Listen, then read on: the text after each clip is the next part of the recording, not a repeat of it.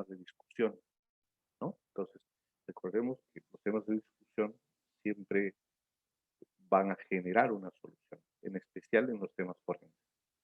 ¿Ya? Muy bien. Entonces,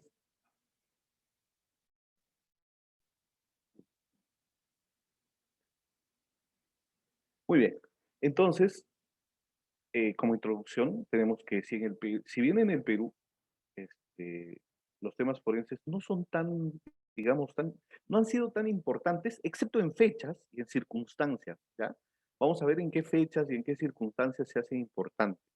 Pero miren, si ustedes pueden ver al costado de la presentación, por ejemplo, en México, que es otro de los países que nos lleva mucho adelanto en los temas forenses y legales, ustedes pueden ver que hasta se hacen campamentos forenses. ¿Con qué? ¿Con qué finalidad? De estudiar la criminalística, pero en campo, de estudiar la práctica de la fotografía forense, la exploración, ¿no? De hacer campamentos que puedan generar investigaciones. ¿Cómo así? O sea, por ejemplo, en estos campos generan encuentros de cadáveres, encuentros de cosas comunes, etcétera, etcétera, ¿no? Entonces, miren, si ustedes se pueden dar cuenta, en otros países se estudia así lo forense, lo criminalístico, la criminología. Vamos a ver que no son cosas que si bien son parecidos de escrituras, no son lo mismo. ¿Sí? Entonces, podemos decir que en el ordenamiento jurídico ha ido perfeccionándose, ¿ya? Pero todo de acuerdo a qué? A la tecnología, ¿no? O sea, si bien es cierto, la tecnología ha sido un buen aliado de la medicina legal y forense para concluir casos de investigación, ya sea del pasado o ya sea presente, ¿no? Entonces, ¿qué es lo que sucede? La tecnología, eh, ni, cuando ha ido en un avance, pues también vemos de que este, se han encontrado, por ejemplo, en nuestro país, fosas comunes y de acuerdo a ello, pues hemos ido viendo de que se han encontrado y se han generado además discusiones, ¿no? Como vamos a ir viendo. Entonces, lo que yo quiero que se entienda es de que en nuestro país han tenido que pasar diversas circunstancias, diversos momentos para que la medicina legal crezca, ¿ya? O sea, la medicina legal y como educación todavía siempre han sido, digamos, estancadas, que si ustedes lo ven en odontología, en enfermería y en derecho, pues son cursos relativamente pequeños, ¿no? Bueno, en algunos no. Hoy hay especialidades, por ejemplo, ¿no? Hay especialidades en medicina, hay especialidades en odontología y hay segundas especialidades que creo que la Universidad Wiener fue tan en su momento. ¿Ves? Entonces, siempre remarcando que nuestro país ha tenido momentos importantes. Muy bien. ¿Para qué nos sirve? Ahí tienen ustedes un pequeño ejercicio, tienen ustedes una pequeña figura, ¿ya? Al final, a ver si me dicen, ¿quién mató al profesor? A ver, vamos a hacer un pequeño ejercicio de 10 segundos nada más. Observen la figura, 10 segundos contando desde ahora. ¿Ya? Al finalizar me dicen quién mató al profesor. Por si acaso ahí está el asesino, ¿eh? Bueno, o el probable asesino. ¿Ya? Entonces, vamos ya entrándonos al tema en sí. Las ciencias forenses. ¿De dónde viene el término? ¿De dónde acá el término? Es relativo a foro, ¿no? O sea, cualquier ciencia se convierte en forense cuando el científico acude a ilustrar. O sea, etimológicamente, etimológicamente, ¿dónde se discutía? ¿Dónde se parlaba? ¿Dónde se conversaba? ¿Dónde se hacían las diferentes referencias? Eran en los foros, ¿no? En los foros romanos. Entonces, desde allí viene, ¿no? Desde allí viene este, la etimología de esta palabra, de forense, ¿no? Y es más, o sea, en Roma también se hacían los juicios, ¿no? Los famosos juicios. Vamos a ver más adelante que los juicios, pues, de ese modo, pues, fueron, digamos, especiales, porque en ese tiempo, pues, no había dactiloscopía, no había anatomía forense, simplemente había el diálogo y el diagnóstico presuntivo, ¿no? Él no se parece a tal, o ella no se parece a tal, entonces no era su hijo, no era su hija, entonces había que castigarlo, ¿ves? Hay que recordar, y esto me trae acotación de que, por ejemplo, ¿no? Hace mucho tiempo cuando la mujer era encontrada con un varón distinto, que no sea su esposo, infragante, por así decirlo, era amarrada, era amarrada y tirada a un río, al río más cerca, ¿no? Entonces, a su suerte, ¿ah? Pues era así como se determinaban los juicios, ¿eh? Entonces, antes, bueno, ahora obviamente pues hay procesos diferentes, ¿no? Pero eh, siempre, siempre a veces las consecuencias son iguales, porque a veces un varón o una mujer puede estar muy molesto y puede acudir a matar a su pareja o al amante, qué sé yo, si hay un grado infragante, por así decirlo. Entonces, cabe remarcar de que esas cosas han ido evolucionando. Entonces, en relación al crimen, tenemos fundamentalmente tres razones, ¿ya? Que nos van a ayudar a comprender las ciencias que constituyen en una investigación criminal. ¿Ya? Pues está lo más ligado a lo criminal, pero vamos a ir viendo que actualmente, por ejemplo, no está muy ligado a lo criminal, sino está ligado a lo psicológico. ¿Ya? Hay que ver eso y eso es importante, por favor, señores que están dentro de ello. Pues vamos a llamarle charla, conversación, clase, ¿sí? Porque hoy el nuevo dictamen educativo nos dice que el docente solo debe ser moderador, ¿no? Quien hace la clase es el alumno y el docente solo debe ser moderador. Entonces, bueno, ahí tenemos el símbolo del Instituto de Medicina Legal, Primum non nocere, ¿no? ¿Qué significa eso? No hacer o no causar daño, ¿no? Entonces, en, en, en todo esto, lo forense, la medicina legal está ligada mucho, bastante a la ética, a la ética. Entonces, nosotros tenemos que hacer un trabajo sumamente ético, sumamente transparente, porque si no, después vienen, ¿qué cosa? Los alegatos, ¿no? Aquí, pues, si hay algún abogado, no me dejará mentir, si hay algún abogado por ahí dirá, bueno, yo no estoy de acuerdo con eso, hace sus alegatos, alegan, ¿no? De que no hubo un buen proceso, etcétera. Entonces, todas esas cosas hay que evitar. ¿Y cómo le evitamos? Con total transparencia. Entonces, siempre tenemos que tener como bastión cuando se es un profesional de medicina, de ciencia forense, cuando se es un profesional, siempre el bastión básico es la ética, la transparencia, ¿no? Listo. Dentro de eso, bueno, como ustedes pueden ver en las figuras, estos fueron los foros romanos, donde inician, por así decirlo, ¿no? Pues, bueno, hay vestigios que se iniciaron antes también. La historia, la historia de la medicina legal, del aspecto forense, es maravilloso. Es todo un ente, digamos, muy bonito como para poder estudiarlo. Es como la historia de la medicina. Cómo uno se da cuenta que las cosas van evolucionando, ¿no? Y otras van involucionando también. Entonces, tenemos que ver de que todo aspecto médico, de estudio, es una, es un cataclismo, por así decirlo, de experimentación continua. Todos los días hay que investigar, todos los días hay que saber algo, hay que alimentarse, ¿no? Entonces, eso es lo básico de aprender, ¿no? Muy bien. Dentro de la medicina legal tenemos, como ustedes pueden ver, algo que se llama ciencia forense. Ciencia forense es el centro de equilibrio de todo lo que ustedes pueden ver. Tecnología, física, estadística, química, bioquímica, biología, medicina legal, odontología, psiquiatría, filosofía, derecho, psicología, sociología y técnicas especializadas. Bueno, a ver, vamos a tratar de ver una por una. ¿Qué es una escena del crimen? Como, bueno, si alguien quiere participar, por favor que lo haga por audio para poder oírlo, no sé si es posible. Una escena del crimen es donde el hecho se ha suscitado, ¿no? Donde hayan un cadáver o cadáveres, es una probable también escena del crimen, porque recuerden que alguien puede asesinar a alguien y puede llevarlo a otro sitio. Hasta ahí todo es probable. Hay una, dentro de la medicina legal y forense, ustedes seguramente lo han oído, hay una oración muy clara que dice, el cuerpo habla, ¿cierto? El cuerpo habla. O sea, el cuerpo de alguna manera te dice dónde, cómo y de qué. Por lo menos te da un alcance.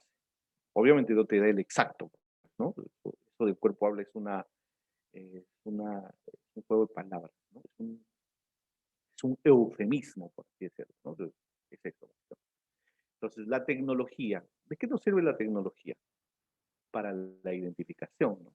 Para la identificación es básica la tecnología, pero no solamente hoy se está usando para la identificación, sino también hay algo que se está usando que es la ciberseguridad, por ejemplo, que está comprendido dentro de la medicina legal, porque como ustedes sabrán, en especial en nuestro país hay muchos delincuentes que se llevan tu tarjeta, sacan el dinero, y etcétera, etcétera. Entonces, para eso los bancos, de las diferentes páginas mismas, ¿no? Hay que evitar que sean hackeadas, inclusive hay cursos de, de ciberseguridad. Pero bueno, ese es otro tema. Pero también la tecnología nos ayuda a la identificación, la dactiloscopía, la hematología, la odontología también, y dentro de también los huesos, ¿no? Una persona por medio de los huesos podemos reconocer si fue zurdo, si fue derecho, si era dama, si era varón, o sea, entonces la tecnología nos ayuda a discernir muchas veces las formas, los tamaños, ¿no? Bueno, también tenemos a la estadística. Dentro de la estadística, ¿y qué nos ayudará la estadística y la física? ¿Qué creen ustedes que nos puede ayudar la física? La física forense. ¿Mm? Interesante además, ¿no? A ver, vamos a repasar un poco. La física es el arte de averiguar la velocidad, ¿no? Más o menos, ¿no? La velocidad en que cae cierta masa en cierto qué, en cierto nivel, vamos a decir. Entonces, la física en este caso, por ejemplo, si tú avientas un cadáver a un vacío, la física te va a ayudar a cuánto de velocidad cayó más o menos y qué es lo que se puede dañar, ¿no? Ustedes habrán visto casos muy conocidos, por ejemplo, como el de hace poco que acaba de pasar, lo han pasado bastante por la televisión y también por el YouTube, ¿no? Cuando estos chicos están haciendo una protesta en Bolivia y se rompe de repente el barandal del quinto piso, cuarto o quinto piso, se rompe y caen a una fuerza pero enorme. Resultado de ello, entre 5 y 6 muertos. Ahí te ayuda la física. ¿Sí? La estadística, ¿qué te ayudará la estadística dentro de las ciencias forenses? Bueno, te ayuda en dos cosas, en la presunción y te ayuda también a llevar casos. Por ejemplo, en la presunción, estadísticamente, ¿cómo mataba Jack el Destripador? Tenía un patrón, ¿sí o no? Lo que le llamamos patrón. Entonces, ¿cómo mataba Jack el Destripador? ¿Se acuerdan, no? Eran damas, prostitutas, ¿y qué usaba? No usaba balas, no usaba armas de fuego. ¿Qué usaba? Siempre, porque le decían descuartizador, destripador, porque siempre usaba cuchillo, ¿no? Siempre usaba arma blanca. Estadísticamente, encuentran un cuerpo que tenga un patrón rígido a un X delincuente, obviamente estadísticamente nos dice que podría ser esa persona, que podría ser el delincuente. Por otro lado, estadísticamente, ¿qué más se puede decir? Hay muchas cosas que confluyen dentro de la estadística. Me olvidaba también en el tema de emergencia y desastres. ¿No? O sea, estadísticamente ya sabemos que hay un problema en esta ciudad. ¿Cuántos muertos tuvieron? Murieron ahogados 10. Murieron, qué sé yo, dentro de un derrumbe 20 personas. Entonces, eso nos ayuda. Siempre, todo lo que está confluyendo dentro de la ciencia forense son ciencias auxiliares, en este caso, de ayuda. Y la química que está bastante confluida y bastante, digamos, ligada a la toxicología. Eso sí es evidente, ¿verdad? Obviamente nos ayuda a determinar qué sustancia o qué elemento ingirió, si fuera un cadáver en este caso, para que éste pueda, ¿no? Pueda, digamos, fallecer o que le pueda haber causado daño. Recuerden ustedes, más o menos, a ver, hay una estadística, quien les habla también es rescatista, el año 2019, me parece, que muchos jóvenes empezaron a suicidarse, a optar por el suicidio. No se sabe por qué en realidad, pero hubo una gran oleada de suicidios. No se sabe por qué, hubo una gran oleada de suicidios. ¿Ya? Entonces, habría que averiguar, por qué estaba pasando esto, pero hay temas sociales, temas psicológicos. Y optaban por el veneno para ratas y optaban por algo más también. Habían encontrado una fórmula que espero no la usen y no la comenten también, ya, valga la redundancia, este, la Inca Kola, cuando ustedes la combinan con el veneno para ratas no se siente. O sea, o es la que menos se siente. Realmente yo nunca he hecho la experimentación ni quiero hacerlo tampoco, pero esta combinación al parecer era la más agradable, entre comillas, ¿no? No vaya, ¿no? Entre comillas era la más agradable para poder realizar este tema del envenenamiento. Y muchos jóvenes optaban por esto. Más adelante vamos a ver de que en nuestro país las circunstancias psicológicas, en especial en esta época, eh, van a ser vamos a tener secuelas muy, muy difíciles, a pesar de que ya la pandemia está pasando. Una secuela importante va a ser la secuela mental. Se calcula que la cuarta oleada de fallecidos va a ser por eso. ¿Ya?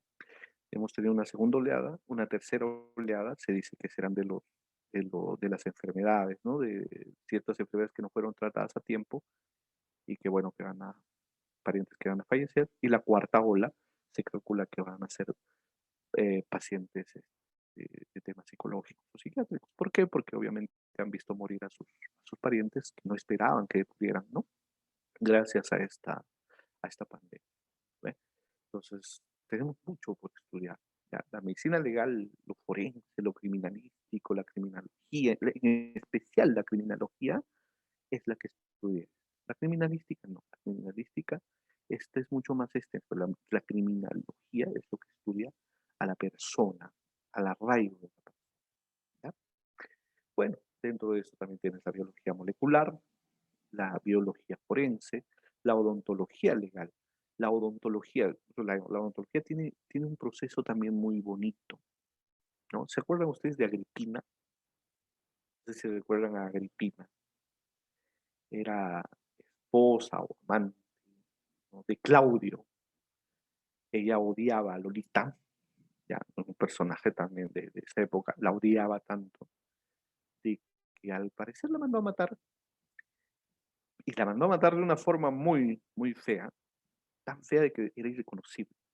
Pero cuando le vio los dientes, exclamó, dijo, sí es ella, soy feliz. Imagínense cómo nace, ¿no? O sea, bueno, no es, en realidad, no es algo que es agradable, pero son anécdotas que han ido pasando en la historia universal, de cómo hemos ido, pues, evolucionando, como lo decía hace un rato, ¿no? Entonces, la odontología legal en nuestro país, por ejemplo, tiene un gran quiebre en la época de que los aviones empiezan a caerse. Entonces, como no se les reconocía a los cadáveres, obviamente tenían que hacerle evaluaciones, odontogramas, ¿no? Comparar sus odontogramas y de acuerdo a eso llegaban a un reconocimiento, ¿verdad? Porque, bueno, hay otra cosa que quiero mencionar, ¿no? Que no está dentro de la clase, porque esto realmente es una clase introductoria. Me gustaría llevarlo, sí, el tema de la importancia de la fotografía forense dentro de la determinación de casos. ¿Qué es lo que sucede? Y valga el comentario antes de pasar a los demás puntos rápidamente. Eh, Cuando nosotros tenemos un cadáver, empieza la putrefacción, ¿no? A cierto determinado tiempo, en especial cuando hay calor. Entonces, muchas veces, cuando el familiar va, no va a ver, pues, o sea, tú esperas, pues, ver al cadáver como como lo conociste, ¿no? No lo esperas ver, pues, de una mala manera o qué sé yo, ¿no? No lo ves puedas ver putrefacto. Imagínese usted un cadáver que son las 2 peores, no peores, digamos, son las 2 circunstancias donde el cadáver se presenta un poco más eh, irreconocible, que es ahogado y quemado. Entonces, eh, es allí cuando el familiar se desespera, no cree que el que está viendo es su papá, su mamá, su tío, lo que sea, ¿no? No lo cree porque obviamente es irreconocible y mucho más si ha entrado, si ha pasado algún tiempo. Entonces, cabe señalar de que a la familia siempre hay que decirle que la imagen que tuvo no es parecida a la imagen que va a ver. Entonces, cuando a veces hacen reconocimientos de sus familiares, la familia entra, pues, y en especial las mamás, ¿no? Me tocó en algún momento llevar a un chico de 24 años, ya hace 4 años, 5 años más o menos, mamá, papá esperándolo, ¿no? Y ellos esperaban ver, pues, a un joven de 24 años, tal como lo habían despedido, y no vieron a ese joven, sino vieron otra imagen. Entonces, todas esas cosas siempre hay que advertir a la familia o a la persona que vaya a hacer la identificación. ¿Ya? Bueno, la medicina legal, ahora más adelante vamos a ver su propio concepto.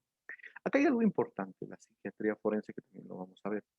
Miren, dentro de nuestro país, si ustedes han visto, este, centros de salud mental comunitarios se están empezando a dar. ¿Por qué creen que esto se está dando? Porque hay muchos psiquiatras o hay muchos casos. Eh, ¿Por qué creen? Por la sencilla razón de que quieren evitar de que ciertos pacientes que son psicológicos vayan a ser pacientes. Ustedes saben que hay una diferencia, ¿no? El psicólogo puede hacer motivaciones, charlas, el psiquiatra tiene que recetar, ¿no? Y muchas veces, pues, un paciente que es recetado tiene que quedarse con su receta por vida, porque si no, pues, puede hacer episodios desagradables, ¿no? Entonces, bueno, vamos a hablar más adelante, pero la psiquiatría forense en nuestro país ahora, dentro de unos meses, va a jugar un papel fundamental. Recuerden que el año pasado ya se han suicidado 7 niños, que el Centro de Emergencia Mujer y de MUN están recibiendo muchas denuncias. ¿Por qué? Porque obviamente la intolerancia en los hogares está pasando factura, por así decirlo, ¿no? Entonces, muchas cosas que tomar en cuenta. Recuerden que nosotros para estudiar medicina legal y forense, criminalística, criminología en especial, siempre tenemos que ver nuestro entorno. Si bien podemos ver otro entorno y estudiarlo, lo cual también es básico y valedero, ¿no? Es último, obviamente, tenemos que ver el nuestro. ¿Qué está pasando en nuestro entorno? ¿Por qué tantas muertes, homicidios, sicariato, intervenciones extranjeras, etcétera, ¿no? Entonces, todo eso es un conglomerado. Y bueno, tienes de valor agregado, ¿verdad? Todas esas cosas hay que ver y ir viendo qué es lo que está pasando, cómo está pasando. Y lo más importante, lo que dije al principio, prospectiva. Amigos, si alguno es abogado, si son todos los médicos, supongo que si es médico ya está dentro del rango, ¿no? Dentro de la cancha, por así decirlo. Generar prospectiva, o sea, crear escenarios futuros que sean los peores a como que sean los mejores también. ¿Por qué generar escenarios futuros que sean peores? Porque así, solamente así, vas a tener soluciones para escenarios peores. Si no, simplemente no los vas a tener, ¿no? Entonces, recuerden que en buena o en mala manera también tenemos intervención extranjera, ¿ya? Entonces, ahí también hay muchos problemas. O sea, por si acaso no tengo nada contra nadie, ¿ya? Pero ese es un valor que se está agregando. La pandemia es otro valor, etcétera. ¿Ya? Bueno, otro tema es la filosofía. La filosofía, ¿qué nos dice? Es la búsqueda de la verdad, ¿cierto? Entonces, lo único que se trata en ciencias forenses, en medicina legal, es la búsqueda de la verdad. Entonces, ¿qué es lo que vamos a tratar de buscar?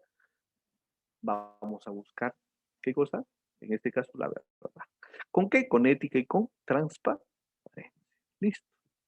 Y bueno, entre la criminología tenemos la sociología, la psicología, el derecho, los procesos judiciales, ¿no? Nosotros, digamos que la medicina legal va a ser un instrumento básico para que los jueces, fiscales, de- lleven una administración de justicia óptima, para que ésta sea la mejor, no haya fallas, ¿no? De acuerdo a las pruebas que nosotros presentemos o tengamos, ¿verdad? Entonces, todo eso es básico e importante, ¿ya? Muy bien. Acá tenemos algo que es principio de intercambio de Locard. Esto es, a ver, esto es amplio de hablar, ¿ya? ¿Alguien ha ido a una escena del crimen? ¿Alguien ha tenido la digamos, la experiencia de haber ido a una escena del crimen o asistido a una escena del crimen? Tengo participantes. Ya, a ver, cuando uno va a una escena del crimen, ¿cómo va? Totalmente cubierto, ¿no? Totalmente cubierto, parece que fuera a haber un caso COVID. ¿Por qué creen que es eso? Ya, porque eso se llama un principio de bioseguridad. Tienen miedo de dañar la escena del crimen, o sea, que ustedes lleven o traigan o lleven algo en la escena o lleven algo fuera de la escena. Entonces, siempre eso es importante. ¿Ya? Ese es el principio, es uno de los principios del orden. Pero bueno, acá también vemos que está encerrado en un círculo. ¿Ya? La escena del crimen, el agresor, la víctima. ¿Ya? Entonces, acá claramente nos dice la escena del crimen, la criminalística. La criminalística, el agresor, la criminología. El agresor, ¿qué nos va a llevar? Nos va a llevar la psicología, la sociología, ¿no? ¿Qué más? Su entorno familiar, etcétera. Pero bueno, eso ya es psicología y parte de. Pero hay algo importante que está dentro de este círculo, es la victimología. ¿Qué es la victimología? ¿O qué nos enseña la victimología? ¿Qué creen que nos enseña la victimología? ¿Mm? La victimología, bueno, como su nombre mismo lo dice, estudia a la víctima. ¿Ya? Entonces, si por ejemplo muchos centros de emergencia mujer tendrían un curso de victimología, habrían bastante extensión. Y si ustedes se dan cuenta, lo único que yo he visto particularmente es una crítica muy constructiva, claro, ¿no? Sin quitar todo lo bueno que hacen.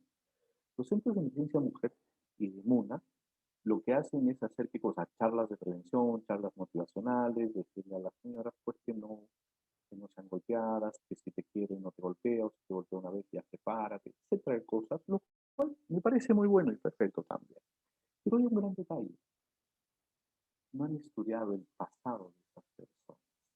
Y eso sería importante, porque estudiar el pasado de una mujer golpeada, de un niño, por ejemplo, que es violento, es interesante porque puedes hallar muchas cosas interesantes. Por ejemplo, una mujer golpeada de papá golpeador. Un niño que es rebelde muchas veces no ha tenido papá, no ha tenido mamá. Entonces, la victimología es básica e importante para determinar no solamente a la persona, sino el pasado de esta. Entonces, si nosotros sabemos el pasado de esta, podemos generar mejores soluciones. Miren, el 2016, la Universidad Cayetano Heredia hizo un importante, agarró más o menos 6.000 pandilleros, 6.000 jóvenes menores de 18 años que eran vándalos, ¿ya? Que están internados, que ya habían pasado por comisarías, que tenían delitos menores, robo de celulares, que tenían robo robo mm, de radios, ¿no? Robo de carros, etcétera. Entonces, todo eso. Al tener todo eso, Cayetano empieza a estudiar y dice, bueno, algo está pasando. ¿Y qué creen que de estos 6.000 jóvenes, más o menos el 74% respondió algo y dijo, bueno, ¿qué es lo que te ha faltado? ¿Qué es lo que ha pasado? Y lo único que respondieron, supongo que ustedes coinciden conmigo si alguno de ustedes es psicólogo, es cariño, afecto, amor. Lo único que le había faltado a esos jóvenes era afecto. Está un abrazo, que les digan te quiero, nada más. Ah, bueno, entonces si eso lo hubiéramos sabido, hubiéramos empezado a ver cómo mejoramos en el tema este, ¿no? Entonces, la victimología no solamente estudia a la víctima en el presente, sino también en el pasado. Entonces sería muy interesante de que muchos centros de emergencia mujer, de MUNA, centros de salud mental, pues tengan estudio de victimología. ¿Por qué? Porque esto nos va a ayudar no solamente a conocer el verdadero perfil de la víctima, pues, que siempre hablamos de perfiles, sino también nos va a ayudar a conocer el verdadero, el verdadero génesis, por así decirlo, el verdadero inicio de una persona, del por qué es agresor, del por qué no lo es, etcétera. ¿Sí? Entonces, todas estas cosas yo creo que es importante que ustedes lo sepan como alumnos o profesionales. ¿Por qué? Porque la mejor forma, digamos, no de solucionarlo, sino de evitarlo, valga la redundancia, es la prevención, la promoción y la prevención. Entonces, si nosotros conocemos victimología, si nosotros conocemos criminología, conocemos al agresor, bueno, pues vamos a saber cómo evitar algunas cosas, ¿no? Entonces, obviamente los centros de salud mental comunitarios que hoy se están abriendo sí nos van a ayudar, pero veamos cuánto nos van a ayudar. O sea, es importante ver qué es lo que se va a generar ahí, no solamente hacer tratamientos, sino también lo que tenemos que hacer son, pues, órganos que nos ayuden a ver cómo nosotros podemos evitar que haya más víctimas y agresores además.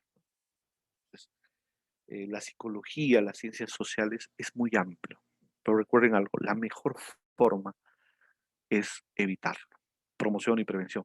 Y la última forma es la prospectiva, ¿no? O sea, generar escenarios futuros peores para nosotros ver cómo lo solucionamos. En realidad, la prospectiva es más para economistas y para gente que está, digamos, encargado de una guerra, porque ellos sí, pues se fijan escenarios peores y ven qué es lo que van a hacer, pero también es necesario ver cómo nosotros en nuestras carreras, si vamos a hacer criminalística o criminología, cómo nos fijamos escenarios futuros para nosotros poder ver cómo los solucionamos. Bien, la criminología es una ciencia social que a partir de diversos enfoques metodológicos se ocupa del estudio de la cuestión criminal. O sea, se ocupa del ser, del hombre, del señor, del joven, del niño, ¿ya? Y bueno, a pesar de que no relativamente reciente, ¿ya? Se le cuestiona su autonomía porque dice, no, el criminólogo, no, la criminología sola no puede. Bueno, de repente sí, ¿no? Una diáfana definición de sus objetivos de estudio y conducta desviada y control social. ¿Qué es diáfana? Diáfana es sinónimo de clara, ¿no? Una clara definición debería ser ahí. Bueno, trata de usar palabras poco complicadas a veces, pero bueno, ya, entonces, obviamente, los objetivos son la conducta desviada y el control social. La conducta desviada, ¿qué es la conducta desviada? Es pues cuando un joven o niña o adulto, altera la conducta normal. ¿Qué es alterar la conducta normal? Pues ante la sociedad, ¿qué hacer? O sea, portarse de manera delictiva, eh, golpear a alguien, odiar a mucha gente y de acuerdo a esto generar conductas, ¿no? O sea, tú puedes odiar, luego le lanzas una piedra, lo agredes, puedes matarlo, etcétera. Y el control social que es básico e importante, ya les venía diciendo, o sea, estamos en una sociedad un poco complicada, ¿no? Si uno va a Lima, no sabe pues quién está a tu lado, o sea, no sabes si es criminal, no lo es, no sabes si va a sacar un arma y te va a asaltar. O sea, hace 2 días alguien se sube a una combi y un sicario emite 3 balazos sobre una persona, entonces todas esas cosas se están alterando. ¿Ya? Cabe recalcar que no es que vivíamos en un país así, sino también se están alterando por el tema de la pandemia, y por el tema de que no hay pues dinero, mucha gente está recurriendo a hacer algunas cosas que no son, que están fuera de orden de la ley, por así decirlo. ¿Ya? Entonces, a nosotros tener este tipo de alteraciones, pues tenemos de ver qué es lo que podemos hacer y cómo lo podemos evitar, porque si no, obviamente vamos a tener muchos problemas. ¿Ya? Entonces, cuando nosotros tengamos, digamos, el sistema, el modo de promover, de prevenir, lo cual se puede hacer con un programa de intervención mediante, podría ser el ministerio, pues, ¿no? El MIDIS puede ser uno de ellos. Allí recién va a haber va a haber una baja de estos casos, pero también hay que ver el impacto, ¿no? O sea, ¿cómo vas a evitar a un joven agresor tratando bien a un niño? Entonces, el impacto no lo vas a ver mañana, lo vas a ver de acá a algunos años, ¿no? Entonces, hay que ver también cuánto de impacto hacemos en un programa. Por eso es bueno generar escenarios, ¿ya? Bueno, acá está la victimología, es el estudio de la causa de las determinadas personas que son víctimas de un delito. ¿No? Este campo puede incluir ¿no? La sociología, la psicología, derecho penal, etcétera, ¿no? En realidad es multidisciplinario, pero bueno, no solamente la victimología encierra el delito, ¿ya? No solamente encierra el delito, sino también, por ejemplo, encierra accidentes, en especial los accidentes de tráfico, los accidentes automovilísticos, ¿no?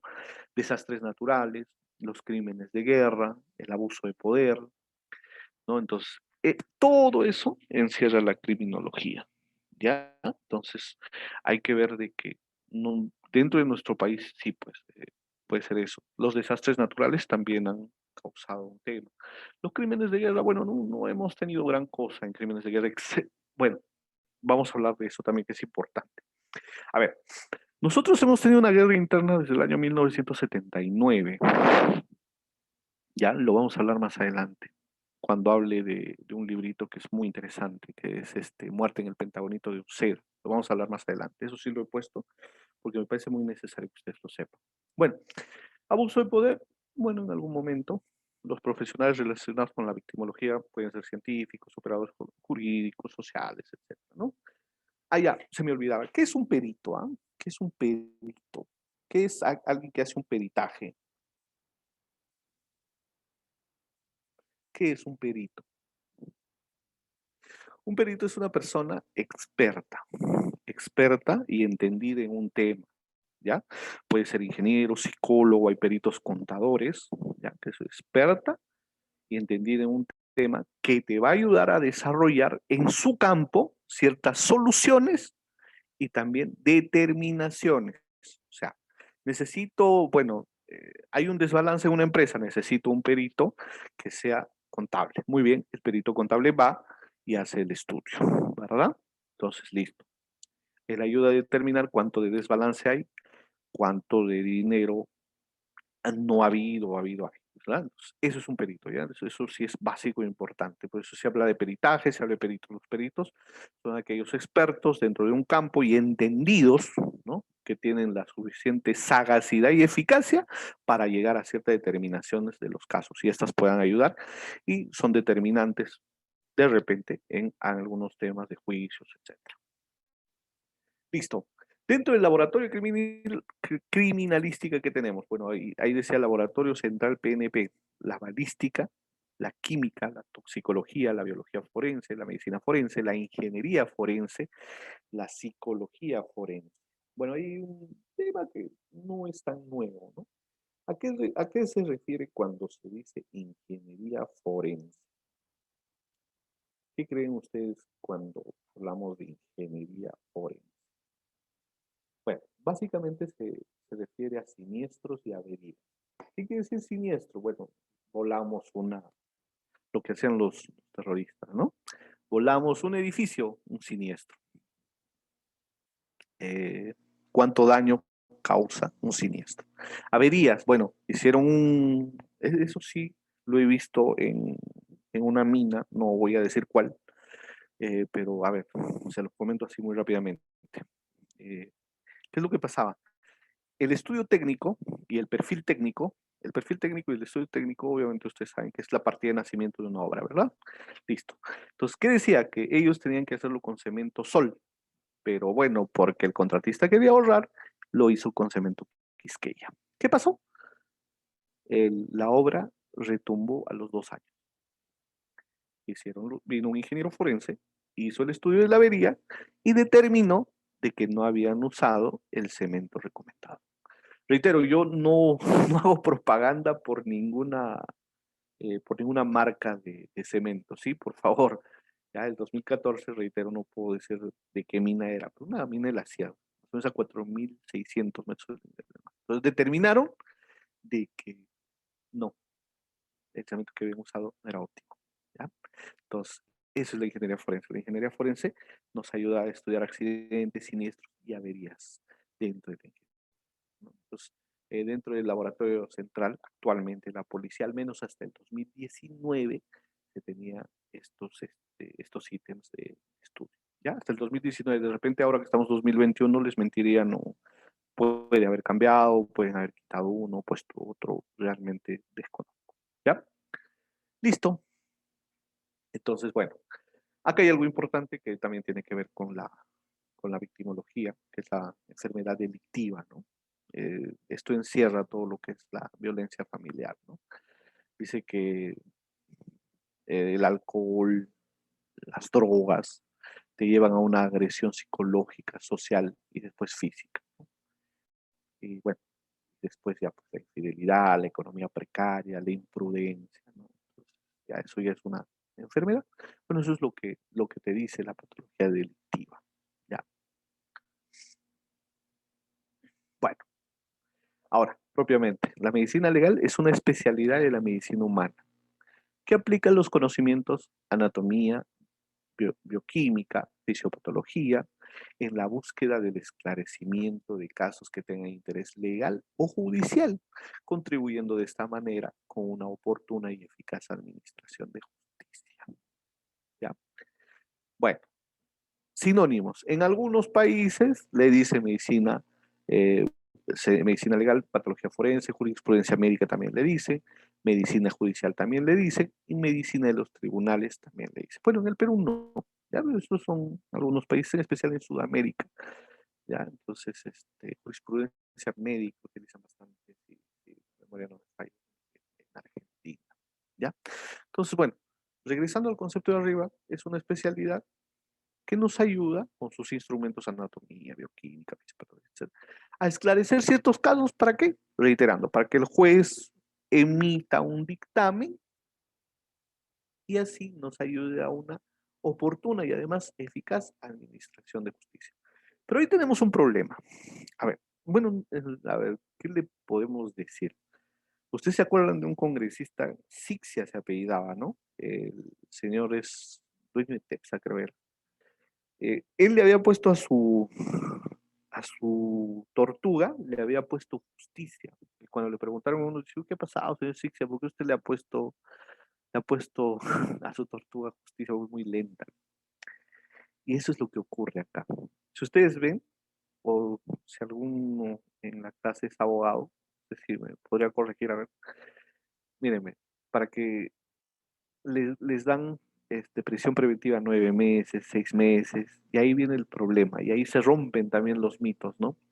Yo sé que alguno de ustedes ve si es ahí City, si es ahí Los Ángeles, si es ahí Las Vegas, si es ahí Miami, ¿no? O sea, bien bonitos son los casos, ¿no? Pero los resuelven rápido, o sea, en 1 hora o 45 minutos que dure el programa ya está resuelto el caso. Y eso no es así. Ese es un mito. Y en nuestro país, imagínense, encarcelan a alguien 9 meses para que averigüen si es verdad o no es verdad las pruebas, si es real o no es real que él mató, que él asesinó, a pesar de que hay cámaras y todo lo que ustedes pueden imaginar, ¿no? Entonces, ¿por qué creen que es eso? No solamente porque tenemos poca logística ya, sino porque también nuestras leyes a veces de repente tienen un poquito de vacíos y los abogados, con mucho respeto, claro, interpretan cada uno la ley a su manera. Por eso que uno interpreta A y el otro abogado interpreta B. y ahí se suscita el alegato y ahí los juicios demoran, ¿no? Sí, en nuestro país hay pocos procesos sumarios, ¿no? Uno de los procesos sumarios, pues, es el de alimentos, por ejemplo. Ese es un proceso sumario. ¿Qué quiere decir sumario? Que avanza solo. Los demás procesos, pues, si ustedes o alguno de ustedes conoce un proceso, por ejemplo, de una casa de hermanos, demora 7 a 10 años. Imagínense ustedes, muchos hermanos ya se mueren y el proceso sigue, bueno, entre comillas, ¿no? Yendo un poco al tema de criminología, pues muchos señores del Comando Chavín de Guantar recordarán ustedes el tema de, del rescate de, ¿no? de los señores que estaban ahí de rehenes en la Embajada de Japón, ¿no? Eh, Murieron todavía con un juicio en pleno. ¿Por qué? Porque se dijo de que ellos habían asesinado a los terroristas con alevosía, etcétera, ¿no? Y con planificación, a pesar de que ellos se habían rendido. Bueno, cada uno tiene un criterio, yo tengo un criterio propio que no lo voy a comentar, pero en fin, eh, así es, así, ¿no? Y a dos terroristas el país le tuvo que pagar 2 o 3 millones, ¿cuántos, no? De soles porque se les había visto afectado su imagen y sus derechos humanos. Imagínense.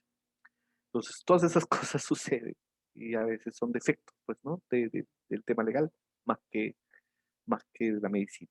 ¿Ya?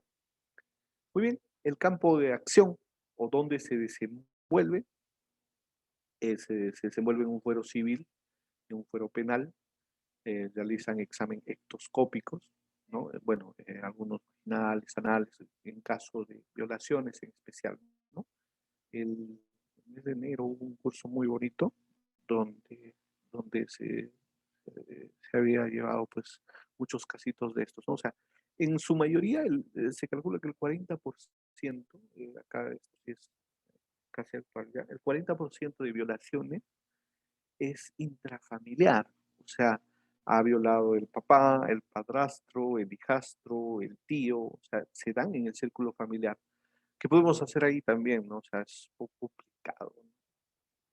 Bueno, determina gestación y edad, procesa muestras de células y tejidos para estudio citológico o patológico, realiza estudios en restos óseos y habilita tejidos y emite pronunciamientos forenses en documentos médicos. Participa además en diversas diligencias judiciales. ¿Qué es una diligencia judicial? Es una actividad de recreación muchas veces, ¿no? Recrean un crimen, ¿no? Vamos a ver cómo mató, participa y se ve, ¿no? Cómo que se hizo o por qué se hizo también. Pues, bueno, en nuestro país el Instituto de Medicina Legal y Ciencias Forenses es el ente rector de la medicina legal, ¿ya? En nuestro país ellos son los que están en la punta del iceberg, por así decirlo, ¿ya? Entonces en la punta piramidal, por así decirlo. Ya ellos son los que están a cargo de los diagnósticos científicos de las personas vivas, de cadáveres, ya, de los restos humanos y muestras. ¿Cuál es la diferencia entre un resto y una muestra? A través de las ciencias e investigaciones forenses en el marco de la constitución política. Obviamente, todo lo que nosotros podemos aprender de otro país son técnicas, pero no podemos aprender marcos legales, ¿no? ¿Por qué? Porque obviamente en otros países el marco legal, las diligencias y etcétera, etcétera, etcétera son diferentes. Ya lo que nosotros sí podemos hacer es técnicas de cómo hacer un levantamiento de cadáver óptimo, de cómo se vuelve la tierra cuando hay cadáveres, etcétera, ¿no? De repente fórmulas dactiloscópicas, la hematología, etcétera, ¿no? Muchas técnicas, pero ojo, nosotros lo que va a ser muy, muy difícil es el tema legal, ¿no? Porque obviamente nosotros tenemos una constitución. ¿Cuál es la diferencia entre resto y muestra? ¿Mm? La muestra puede ser una uña, pues un cabello, ¿no? Y los restos, un poquito más grande, ¿no? Un pie, una mano, ¿no? Restos humanos. Una muestra, pues sacarle un vivo también, ¿no? Cuando le van a hacer ADN. Una muestra, ¿no? Saliva, ¿qué más? Orina, etcétera, ¿no? Ese no es un resto. Entonces, eso es, ¿ves? Entonces, acá en nuestro país han tenido que pasar cosas no tan agradables para, digamos, para que vengan nuevas tecnologías y para que a la medicina legal se le dé importancia, ¿ya? O sea, no sé pues, si acá hay algún médico, me podría dar la razón de que este año he visto el cuadro de medicina legal y forense, creo que han abierto uno o dos plazas, o creo que no la han abierto, simplemente.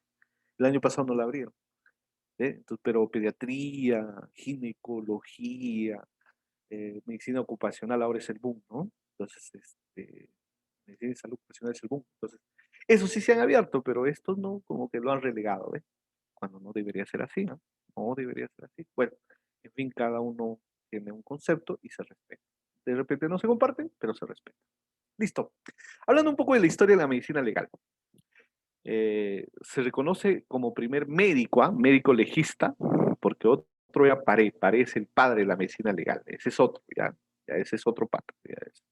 No tiene nada. Se reconoce como primer médico legista Ain Opet, consejero del faraón Dioser, aproximadamente en el año 3000 antes de Cristo, quien ejercía funciones de médico y juez supremo del tribunal egipcio. Recuerden que toda historia de la medicina, ya sea legal o no sea legal, está ligada a algo, ¿a qué? A la brujería, ¿no? A lo esotérico. O sea, ¿qué pensaban de una persona, de un niño, por ejemplo, que nacía, qué sé yo, pues sin un brazo, sin una pierna? Era una maldición de los dioses, etcétera, ¿no? Entonces, bueno, en ese tiempo, Imhotep no solo era no solo era médico, sino también era consejero del faraón. Le decía, no, no está bien, esto está mal, entonces ya, era consejero, ¿eh? ¿Ya? Él es Imhotep, se le considera como el primer médico legista, ¿ya? Otro médico que fue muy reconocido, greco-romano, fue Galeno, ¿ya? Galeno realizó, dice, la primera pericia médico-legal, ¿ya? Justo lo que les comentaba al principio, ya que fue llamado para que se pronuncie sobre un probable adulterio de una mujer, quien tuvo un hijo no parecido a su esposo, dice, ¿no? Bueno, hoy podemos hacer muy fácilmente esa situación, ¿no? Pueden ir a un programa de televisión, no voy a decir el nombre ni qué canal, y ahí le sacan un ADN y listo.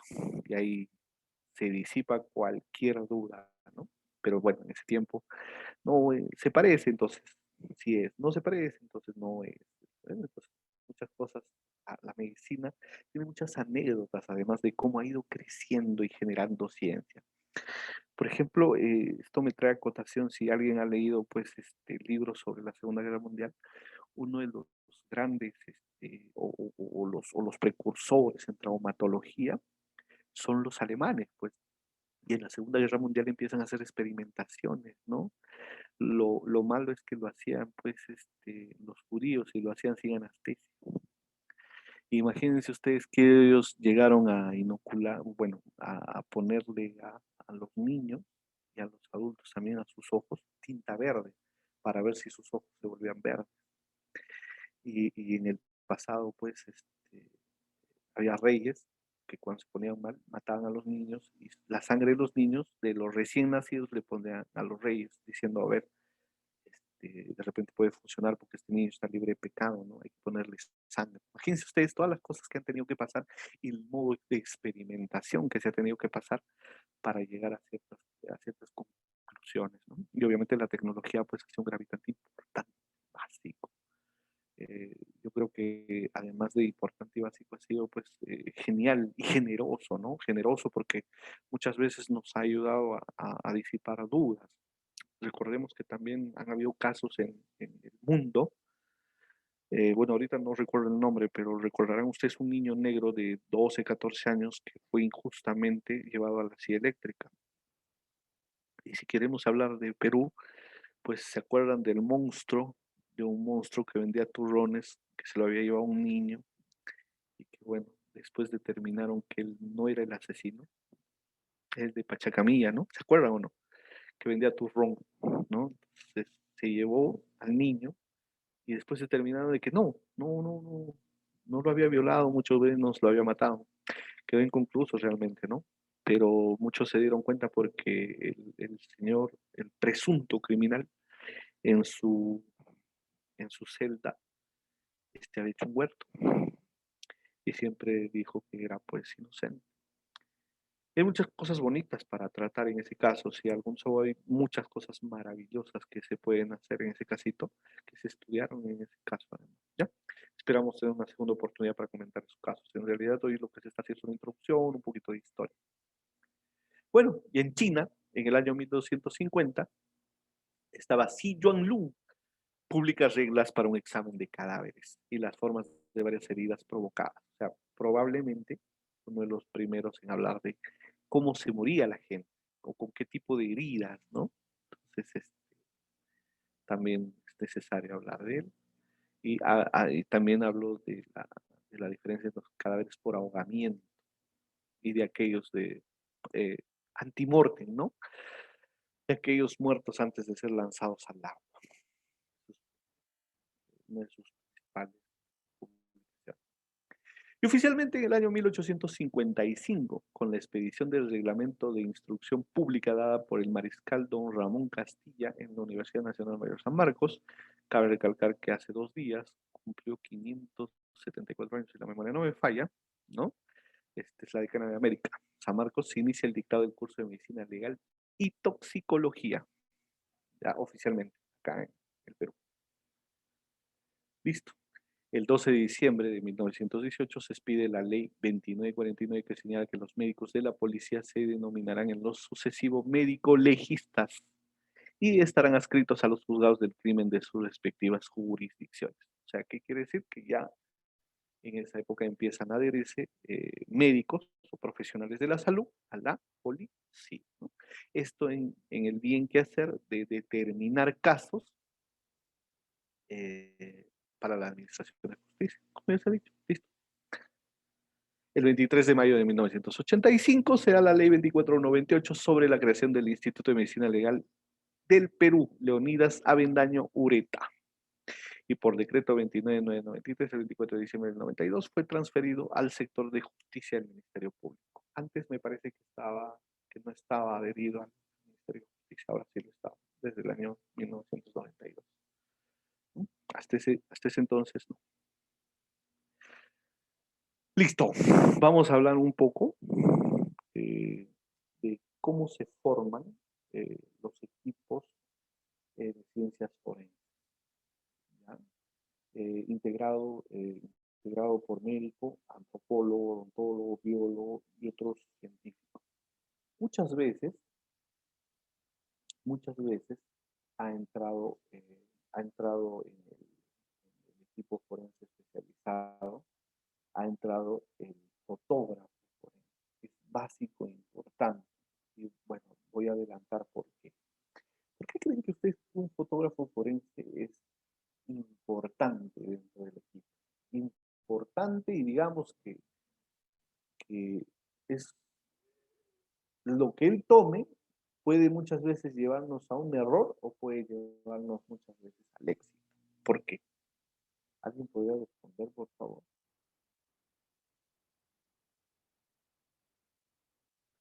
¿Por qué es la importancia de la fotografía forense? ¿Alguien? No hay nadie. ¿Qué dijo yo? Ya. Bueno, la importancia de la fotografía forense es por lo siguiente. Ustedes se han visto, se han acercado, niños, han tenido participación, qué sé yo, en una escena del crimen. No, cuando nosotros estudiamos anatomía, patología, fisiología, ¿qué es lo que sucede? Llevamos nuestro libro, ¿no? O sea, vemos el cadáver, bueno, pero ya mi libro está, en mi cuaderno está, en mi anotación, en mi grabación, etcétera, etcétera. Cuando llevamos anatomía. ¿Tú qué pasa con la escena del crimen? No te la puedes llevar a tu casa a estudiarla, ¿no? Es imposible que te lleves a tu casa la escena del crimen, agarras tu escena del crimen y te vas ya a estudio y mañana te la valoración. Así no funciona, ¿cierto? Entonces, ¿qué es lo que te da la escena del crimen? La fotografía forense. ¿Ya? La fotografía forense es básica, es importante y muchas veces juega un papel determinante. Por medio de esas imágenes y de algunas pruebas auxiliares más, tú puedes determinar homicidios, actos delictivos, violaciones, etc. Dentro de una escena del crimen, decía un francés, en este momento no, es una regla francesa. Cabe señalar de que los franceses han sido de importante y marcada generación dentro de la medicina legal. ¿Sí? Mire, un francés decía lo siguiente: cuando usted vaya a una escena del crimen, cuando usted visite una escena del crimen, cierre bien los oídos y abra bien los ojos. Porque siempre es importante, ¿no? Básico y además curioso. Cierre bien los oídos y abra bien los ojos. ¿Por qué? Porque si ustedes han visto, en una escena del crimen todo el mundo habla. Puro ser esto, no, pero yo vi que fue esto. Crece lo que se llama, no le vamos a llamar chismosería, vamos a llamarle algo más bonito, morbo. El morbo crece. Y en los accidentes peor todavía, ¿no? Ya no sé decir. Entonces, el morbo siempre está presente. Entonces, al estar latente, tú puedes equivocarte en tu presunción. Recuerden que una de las reglas básicas de un perito es el sentido común. Hay que tener bastante sentido común. Si no lo tiene, tiene que aprender. Porque el sentido común es básico. O sea, uno, dos, tres, determinar cuántos pasos hay en un acto delictivo, qué es lo que pasó. Entonces, eso nos va a llevar a determinar una respuesta, una solución, una resolución. Entonces, yo creo que es importante que un perito tenga sentido común. Entonces, bueno, se decía, volviendo al tema, se decía de que tiene que abrir los ojos y cerrar. Cerrar los oídos, ya les digo por qué, porque bueno, ojo, esto no todo el tiempo, no, pero ya no, tampoco es que esté sordo, no. Y no voy a escuchar nada, pero allá me dijo, allá hay pruebas, no, cuidado, ya. En un momento dado, llegas a la escena del crimen y cuando tienes que hacer un análisis muy rápido, obviamente, abre bien los ojos y cierra los oídos. Abre bien los ojos, ¿por qué? Porque podrías encontrar indicios, pruebas, móviles que te ayuden a determinar. Y es, entonces, vamos a ver cómo hacemos eso, qué es lo que generamos, cómo lo generamos. La única forma de generar es estudiando, ¿no? Entonces, bueno, recuerden esta regla. La regla es importante para nosotros. Abre bien los ojos y cierra cuando vayas a un estudiante. Ya después, obviamente, te tocará abrir los oídos para que puedas pues, hacer las averiguaciones, las averiguaciones del caso. Etc. Bueno, dentro del tema legal y forense tenemos la clínica forense.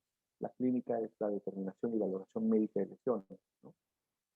De tránsito, que sigamos de canina, lesiones de violencia familiar, determinación de edad aproximada, determinación del sexo, presunta responsabilidad médica, a veces hay impericias, negligencias, sabes, salud actual, etc. Examen psicosomático, ¿no? El examen psicosomático, ¿qué determina?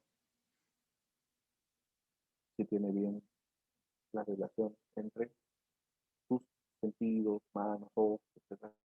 Los exámenes psicosomáticos, psicosensoriales que pasan cuando uno va a sacar su breve, es el ejemplo más claro, ¿no? Como pueden ver ahí está un niño que ha sido quemado, ¿no? La nalga quemada. Bueno, también nos ayuda al diagnóstico laboral por accidente de trabajo. Yo les decía en 2 o 3 slides anteriores que este es básico, es súper básico, el diagnóstico laboral por accidente de trabajo. Hoy, la aptitud laboral, eh, post facto ampliación de reconocimiento, o sea, cómo reconocemos si hubo o no una falta, un acto inseguro, se llama eso en salud ocupacional, estudios sociales y familiares, visitas de reconocimiento médico legal, laboral, ampliación del conocimiento, juntamente, etc. Pero quiero un poco comentarles sobre el diagnóstico laboral por accidente de trabajo. A ver, les voy a dar una estadística ya. Se dice que de 100 accidentes de trabajo, 97 son culpa del trabajador. Y solo 3, el destino, la naturaleza, etc. No vamos a llamarle mala suerte, ¿ya? No hay que llamarle así.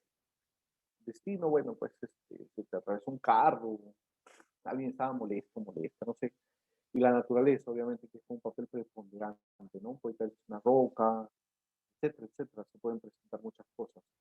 Recuerden, por ejemplo, que si yo soy un trabajador en la sierra y pongo una escalera a las 10 de la mañana y a las 12 empieza a llover, el piso no va a ser el mismo. El piso resulta fangoso, resulta accidentado y podría caer y podría morir, ¿no? Recuerden que la altura es un peligro a partir de 1,80 m. En otros sitios dicen que es a partir de 1,20 m, 1,30 m. ¿Por qué? Porque, bueno, ellos se basan en el amigo Christopher Reeve. ¿Se acuerdan de Christopher Reeve, no? ¿Se acuerdan o no? Christopher Reeve era el Superman, que ya murió, el primer Superman, ¿no? Él se cayó de un caballo y por eso dicen, bueno, 1,20 m, 1,30 m, ya a esa altura. Pero bueno, lo normal dicen algunos, la mayoría dicen 1,80 m. Bueno, entonces, yendo al diagnóstico laboral por accidente de trabajo, ¿qué es lo que sucede acá, amigos? ¿Y por qué hoy se ha vuelto de moda la salud ocupacional? Bueno, accidentes por trabajo siempre han habido, me han tocado, me ha tocado investigar un par de accidentes de trabajo. Por ejemplo, ya, el año 2012 a 2013, eran vísperas de Navidad, Año Nuevo, no recuerdo bien.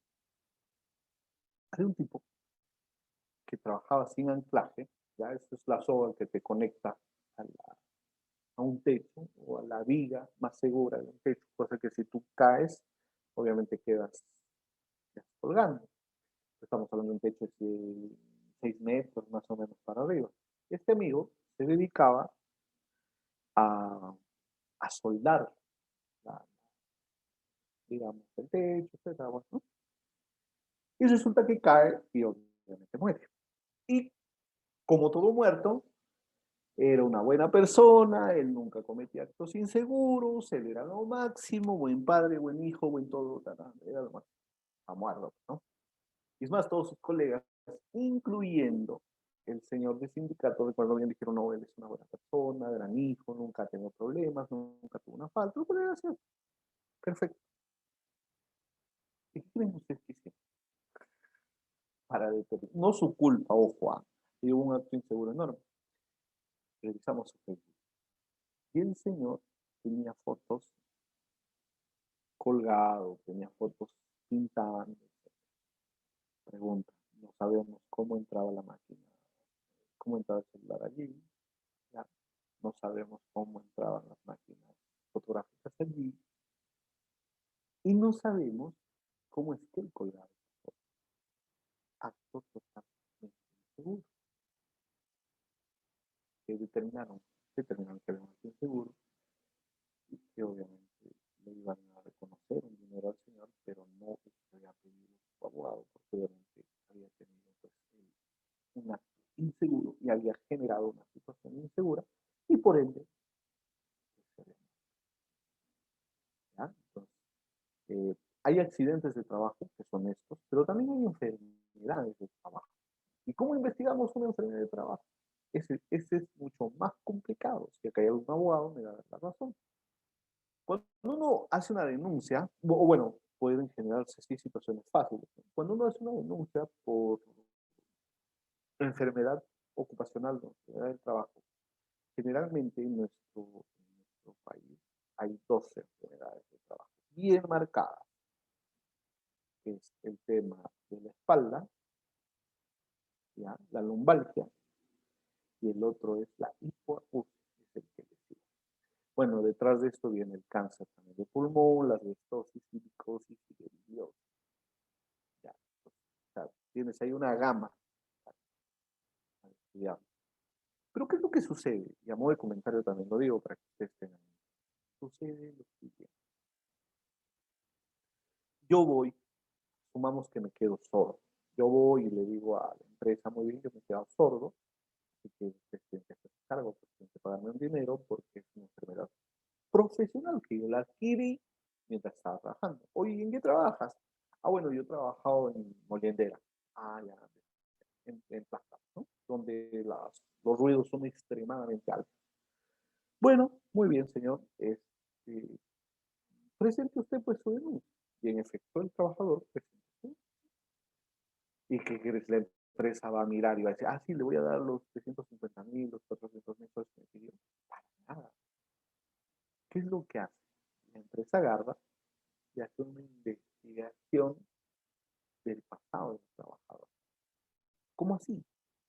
Agarra, y ustedes saben que por normas, una 29783, que es la ley de seguridad y salud en el trabajo, pues el trabajador está obligado a que se le dicten charlas de promoción y prevención de enfermedades ocupacionales por lo menos 3 veces dentro de su labor, ojo, dentro de su horario, no, no lo puedes hacer venir el trabajador porque tú charla para nada, está dentro de sus horas de trabajo.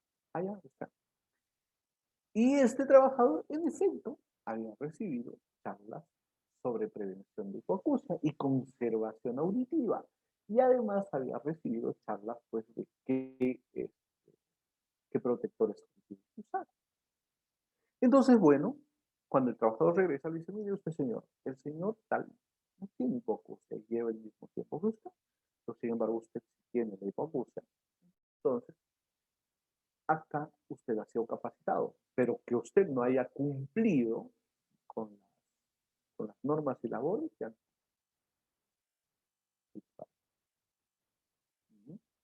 Les digo esto y hablo un poco más de esto porque se ha puesto bastante de moda el tema ocupacional.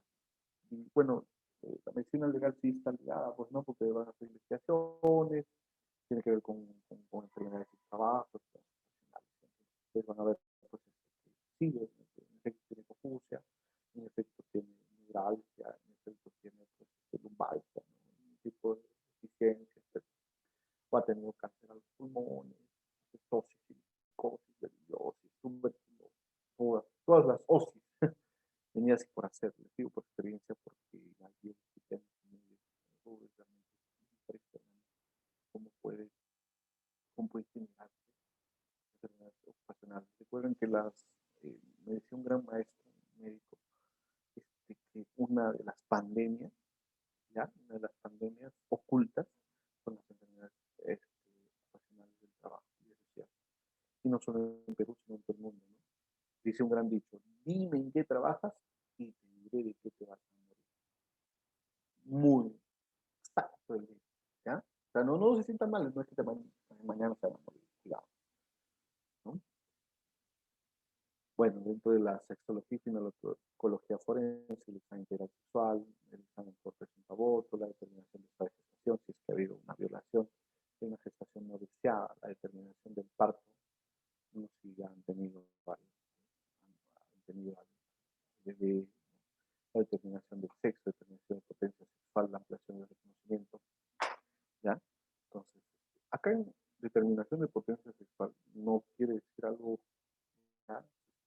Dice que muchas veces los violadores, en especial cuando son niñas, eh, acuden a hacerle una violación vaginal y anal.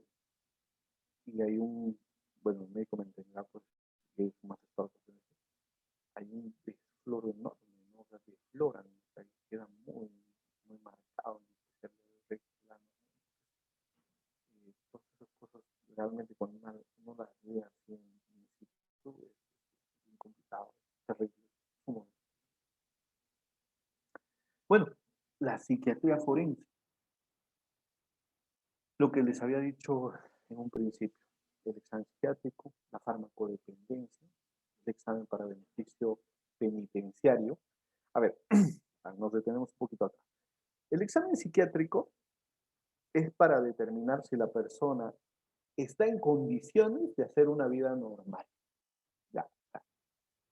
pese a ser medicado, puede hacer una vida normal, puede, pues, qué sé yo, manejar un taxi, atender una tienda, ser un profesor, ser un actor, ¿no? O sea, como vemos, lo ha revelado hace poco uno de los señores de Yo Soy la Voz, o Yo Soy, hace 2 años está en tratamiento psiquiátrico. Alan García tuvo una cura de sueño y tuvo un tratamiento psiquiátrico.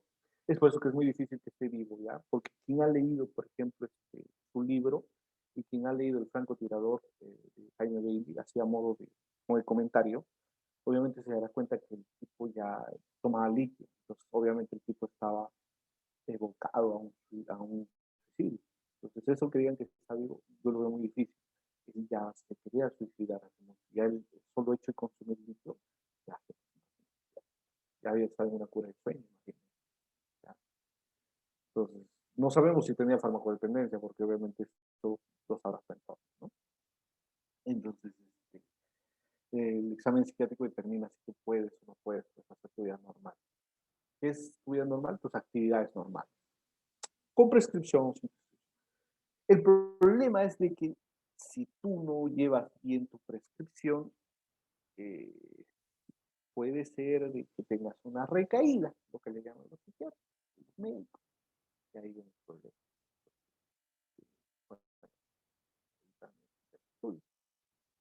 La farmacodependencia, ¿no? O sea, obviamente tiene que ser dependiente de un fármaco. Vamos a ver lo que se hace allí. El examen para beneficio penitenciario, o sea, ustedes verán de que si uno tiene buen comportamiento, estudia, se dedica a algo productivo dentro del penal, y algunos hasta se convierten ahora, ¿no? eran, eran malos hijos, y hoy son siervos de Dios, agarran la Biblia y dicen, bueno, sí, un tal autor, yo ya soy hijo de Dios, siervo de Dios, soy una persona que cambió, etcétera, etcétera, etcétera. Bueno, pues pasan por un examen para ver si son o no, conllevan o no el beneficio. Si no, simplemente colocan, dice que no, que no, entiendo. Y hay que ampliación de ese conocimiento, ya, van a hacer ciertas evaluaciones para el reconocimiento de la persona, del trastornado. Psicosomático por adopción, perfil sexual, necropsia psicológica. Todas esas cosas nos llevan a la psicología forense. Esto es mucho más sencillo. El examen psicológico, si hubo no violencia familiar, la determinación de un coeficiente intelectual, vamos a ver si la edad con su pensamiento son el mismo. Se dice que los varones nunca terminamos de madurar y las mujeres son más rápido. Bueno, no sé cuán cierto sea eso, pero en realidad se da mucho que pensar. Y también hacen un examen para beneficio penitenciario.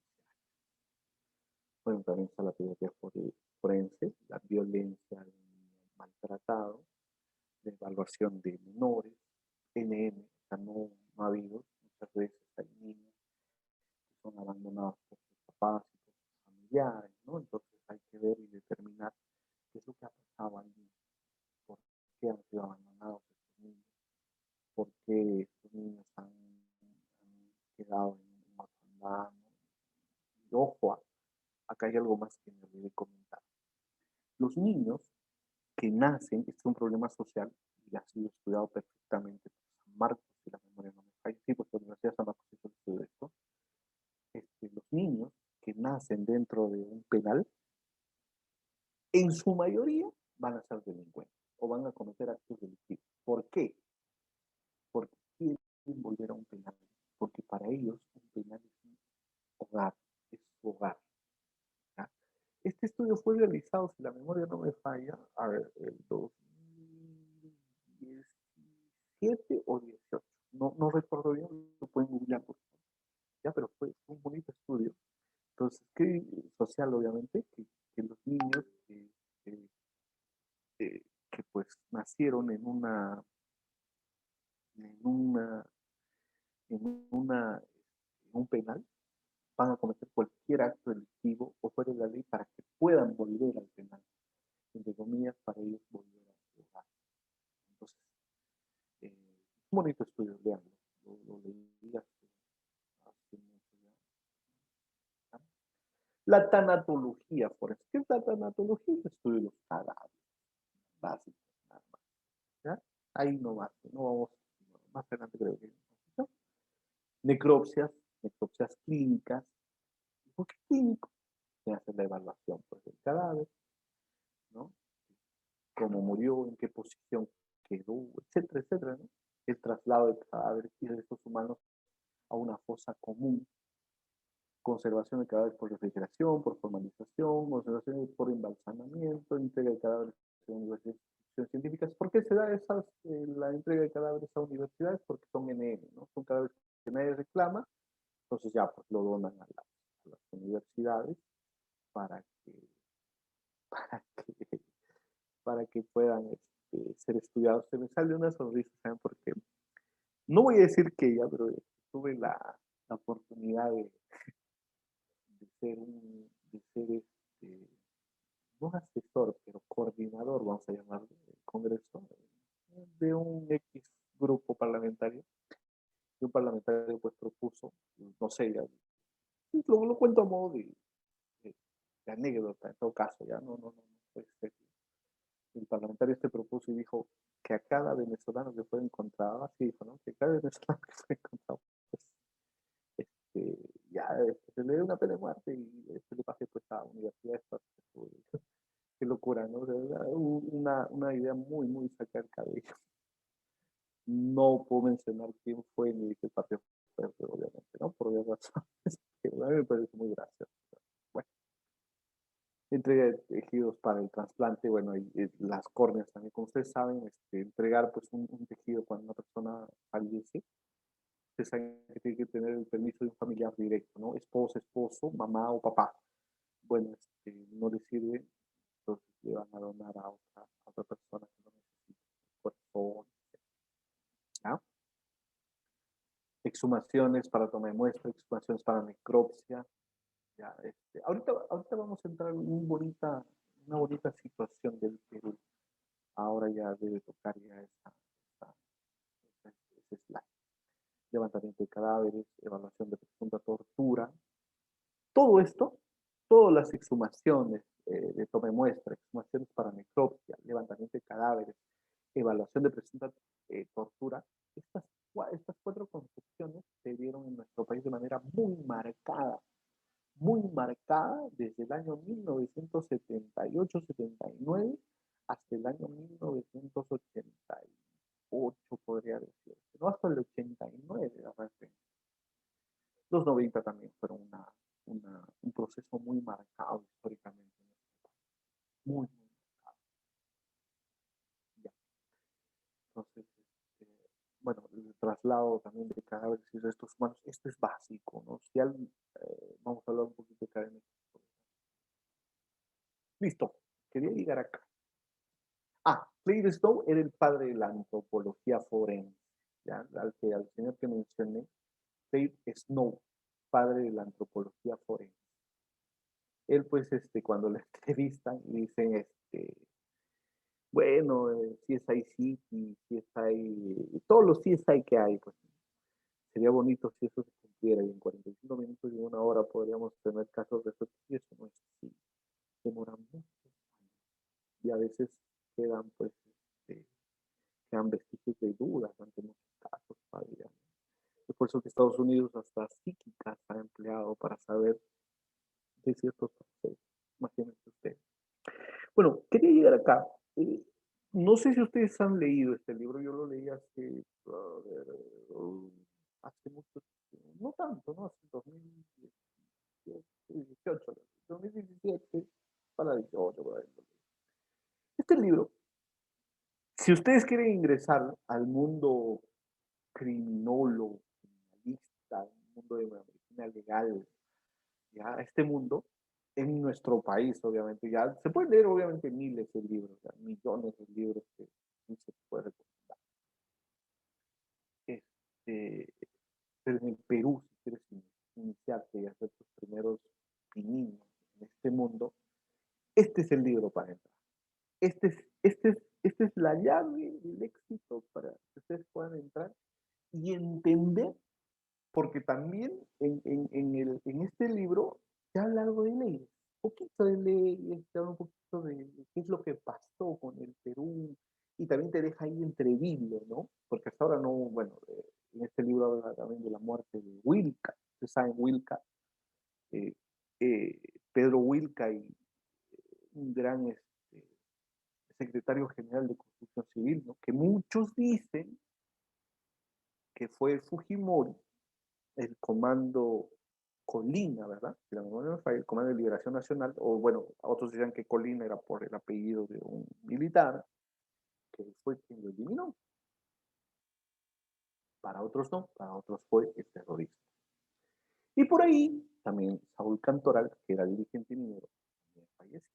Bueno, de él no se habla mucho, se habla más de Wilca, inclusive de la hija del señor Wilca, va a ser congresista, si la memoria no me falla. Entonces, amigos, amigas, que me están escuchando, la mejor forma, la llave del éxito, la puerta de entrada a su mundo legista, a su mundo forense, es ese libro. ¿Por qué? Porque aparte que tiene una bonita historia, tiene allegado a la construcción, y lo más agradable es que fueron, bueno, lo dice Uceda, 7 años de investigación. Este libro sale en 90 y pico, pero se reedita el 19, 18, 2013, por ahí sale su segunda edición. O sea, fue tan exitoso que hubo una edición, pues, ya. ¿Y por qué hablo de este libro? Vamos a comentar un poquito de este libro, ya. Que además que conlleva todo, pero sin terminología. Obviamente te dice que hubo muertos, que hubo fallecidos, que hubo exhumaciones, que hubo muertes indebidas, este, pero en nuestro país. Este libro es de nuestro país. ¿Qué es lo que sucede? A ver, voy a hablar un poco lo que conozco y lo que está en el libro. En el año 1979, hasta ahora hay una organización, ONG, como quieran llamarlo, es Bartolomé de las Casas. Ustedes googleenlo, Bartolomé de las Casas se dedica a todo lo que es Comisión de la Verdad, derechos humanos, etcétera, etcétera, etcétera. ¿Qué es lo que sucede? Esta Bartolomé de las Casas, el año 1998-99, me parece, si la memoria no me falla, hace un dictamen o emite un informe de todo lo que se había encontrado. ¿Qué es lo que pasa? En el año 1979 hay un general que se apellidaba Ibárcena. El general Ibárcena le informa al presidente. ¿Ya? Al presidente le dice, oye, hay terroristas. Y el presidente dice, no, no son terroristas, son aviseos. ¿Qué van a ser terroristas? Dice, esos son aviseos. Son gente que se roba el ganado.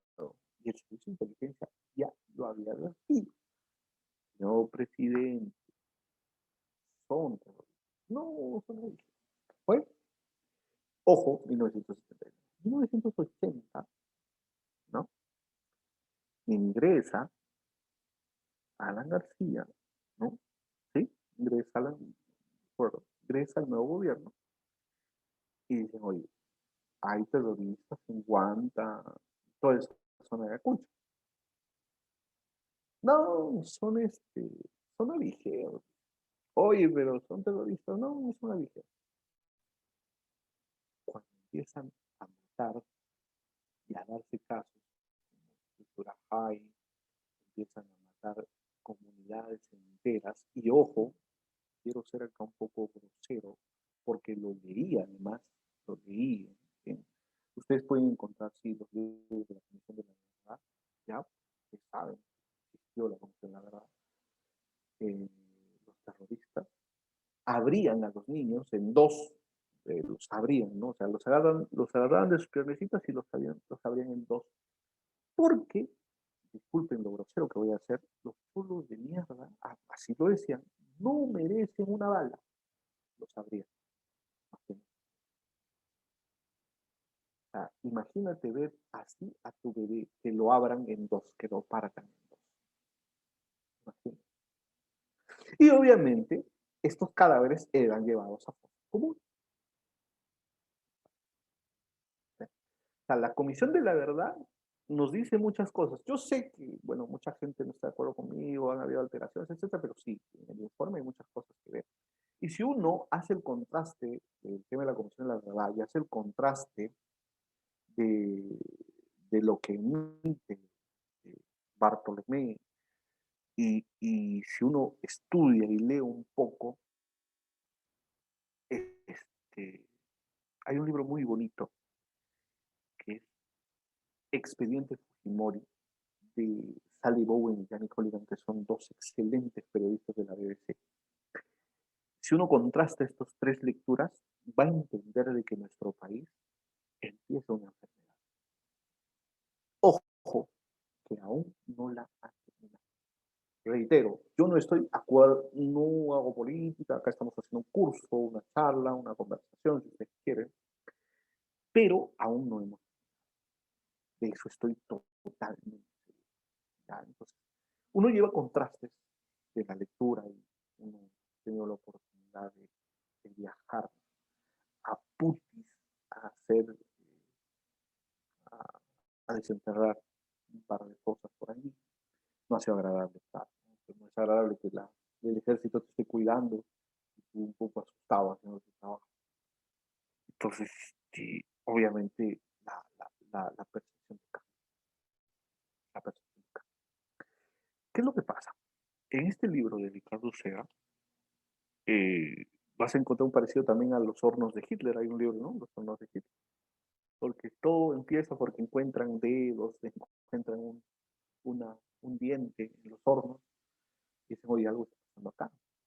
Es más, cuenta el mismo Seda, en una entrevista que ustedes la pueden ver por YouTube, que había venido un investigador ecuatoriano.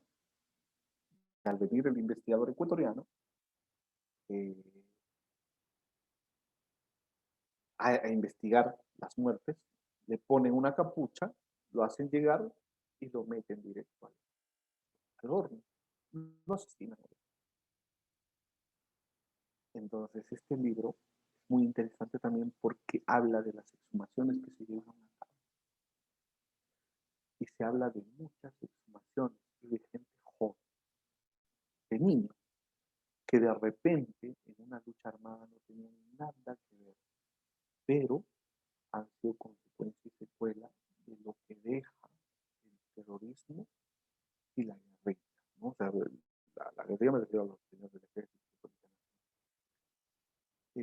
Cuando estuve en el CAE, en el Centro de Educación Nacional, un militar nos decía, pero ¿qué hacíamos? O sea, nos disparaban de una casa y nosotros también disparábamos. Yo no sabía, pues, si en esa casa había niños, bebés, mujeres. Simplemente lo único que hacíamos era contrarrestar el ataque que nos daba, lo cual es cierto. Entonces, nunca está en una situación así, pero imaginándosela cómo repele el ataque. Ojo, no estamos defendiendo a nadie, pero imagínense ustedes, ¿no? Esa situación. Imagínense ustedes dentro de una casa, ustedes defendiéndose y los policías también defendiéndose. O sea, era un juego cruzado enorme, ¿no? Entonces, nuestro país ha pasado por muchas cosas.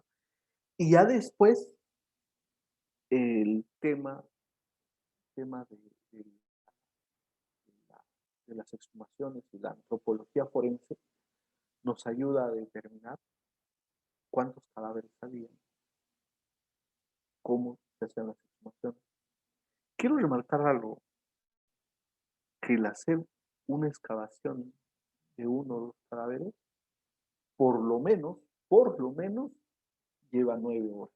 De una sola fosa pequeñita, 9 horas, con toda la reglamentación, ¿ya? O sea, no es que vas, haces un desentierro, agarras y pum, no, no es así, no es así. O sea, por lo menos lleva 9 horas. A una persona que es experta, 7 horas. A uno que, bueno, está conociendo ahí el tema, 9 horas.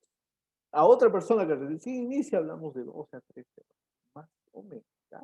Pues, si alguien ha hecho una excavación, una exhumación de cadáver, me va a dar la razón, porque se tiene que hacer la identificación hasta de lo más mínimo, señalar y medir todo, y después, pues, hacer la resolución hasta llegar a cadena de custodia, ¿no? Y en cadena de custodia es donde entre comillas, culmina toda la exhumación, pero ahí es donde también comienza la otra historia, porque la cadena de custodia se lleva a los laboratorios y ahí se inicia otra historia también.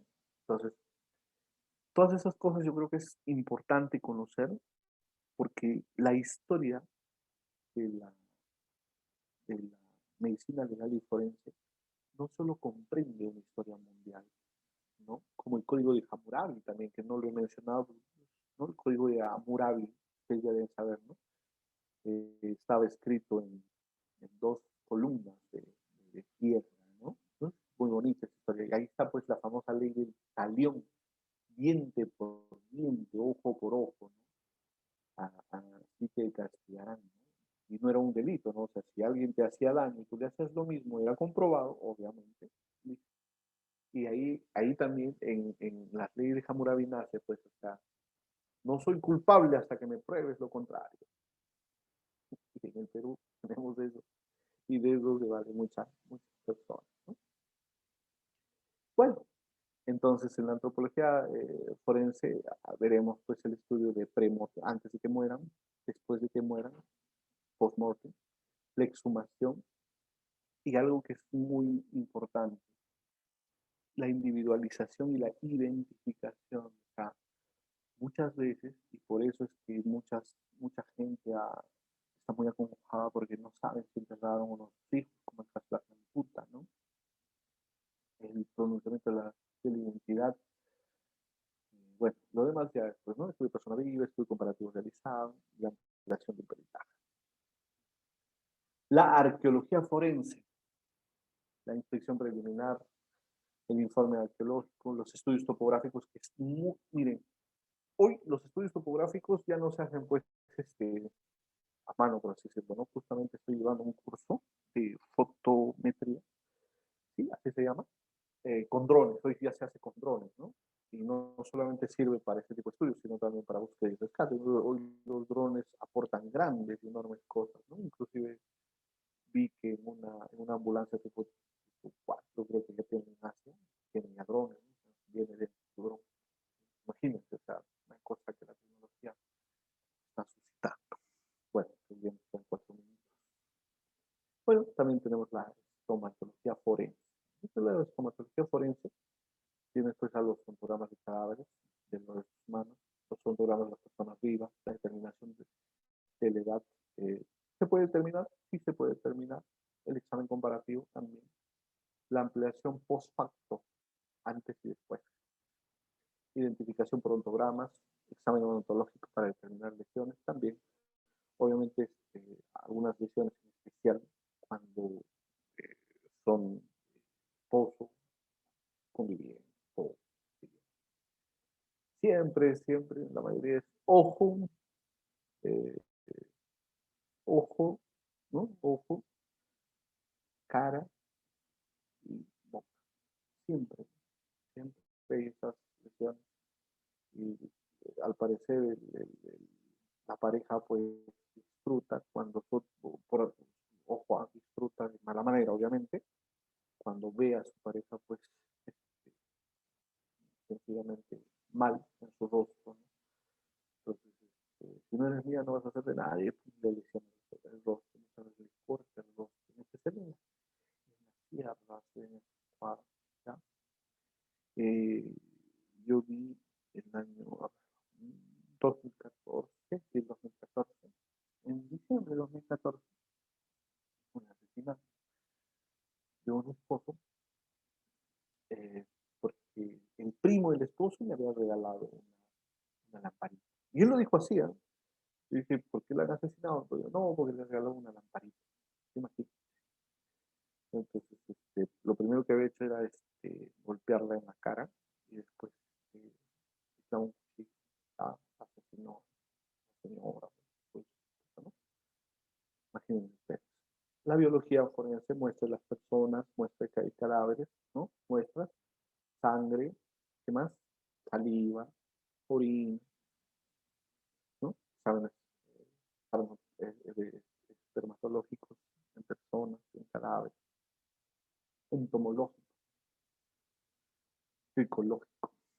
Bueno, la biología forense, los exámenes hematológicos, por si acaso, a ver, en, en México hay una especialidad que es la hematología forense. ¿Ya? Eh, ¿A qué distancia y en qué forma salta la sangre, por ejemplo, cuando te dan un disparo, cuando te acuchillan? ¿No? Es muy bonita esa especialidad, que ahí determina, ¿no? Mediante un peritaje, qué es lo que es y cómo se hace. O sea, el tema es eh, la sangre. eh, la sangre tiene ciertos parámetros de salto o así decirlo, o de esparcimiento cuando hay una bala o cuando hay una, cuando hay una, cuando hay un cuchillazo, un, un, o digamos una piedra, etcétera, ¿no? O sea, la sangre tiene un especial esparcimiento y a unos metros, un diámetro establecido. Muy bonito. En el tricológico, me olvidaba, el tricológico significa cabello, ya es el estudio de cabello, pelos de la persona. Siempre ocurre, ¿no? En especial, por ejemplo, cuando una dama quiere defenderse, a veces va y araña, o simplemente del cabello, ¿no? Entonces, ahí hay que ver cómo, cómo hacemos, ¿no? Qué se determina, ¿no? Bueno, dentro de los exámenes entomológicos, se ve en especial qué es lo que pasa. Los cadáveres, cuando empiezan a hacer putrefacción, aparecen ciertos, ciertos gusanos, cierto tipo de gusanos, eh, y de acuerdo a eso también se determina, ¿no?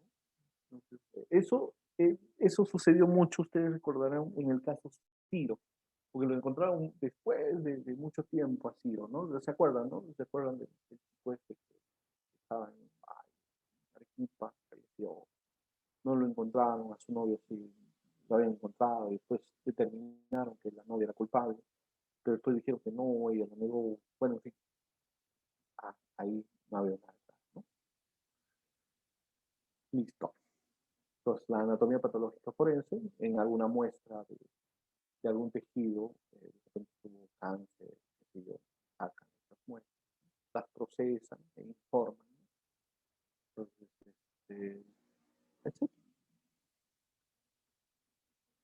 Lo que les venía comentando, ¿no? El equipo forense tiene hoy a médicos, antropólogos, sociólogos, biólogos, arqueólogos, odontólogos, genetistas, ahí están los auxiliares, ¿no?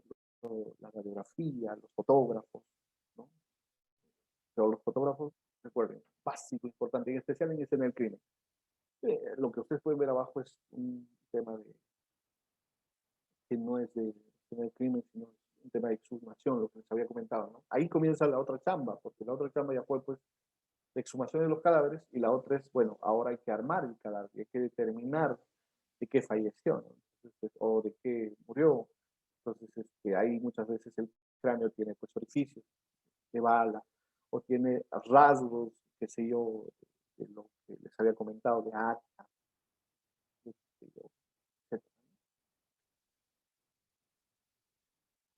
Bueno, algunos ejemplos que pasaron en nuestro país: 6 personas desaparecidas en un campamento senderista del Alto Guayana en Huánuco, la matanza de 10 colonos pesqueros en el caserío de Elche, en la selva central de Junín, la masacre de 32 personas en la comunidad selvática de Artista, en la región del Alto Guayana, Huánuco, la masacre de 6 personas en Curvos, la Libertad, ¿no? Norte, la masacre de 12 personas en Parco o Pomatambo, Ayacucho.